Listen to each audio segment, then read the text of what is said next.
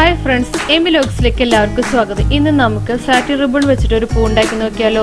ആവശ്യമായി വേണ്ട സാധനങ്ങൾ: കത്രിക, സാറ്റിൻ്റെ റിബൺ, നൂല്. ഈ പൂ ഉണ്ടാക്കാനായിട്ട് 1 മീറ്റർ റിബൺ കട്ട് ചെയ്യാം. കട്ട് ചെയ്ത റിബണെ നമുക്ക് രണ്ടായിട്ട് മടക്കാം. അതിന്റെ സെന്റർ പോർഷൻ ഇതുപോലെ ഫോൾഡ് ചെയ്യാം. അതിനുശേഷം മുകളിലോട്ട് ട്വിസ്റ്റ് ചെയ്ത് നമുക്ക് പോവാം. ഫോൾഡ് ചെയ്ത് പിടിച്ച റിബണിന്റെ രണ്ടറ്റം പിടിച്ചിട്ട് പതുക്കെ ഓപ്പൺ ചെയ്യാം.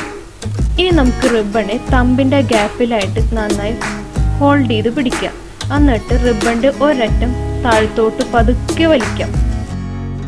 പൂവിന്റെ സെന്റർ പോർഷൻ ഫോൾഡ് ചെയ്ത് പിടിക്കുക. ബാക്കി വന്ന റിബൺ ഒന്നെങ്കിൽ സേഫ്റ്റി പിൻ അപ്ലൈ ചെയ്യാം, അല്ലെങ്കിൽ നൂല് വെച്ചിട്ട് കെട്ടാം.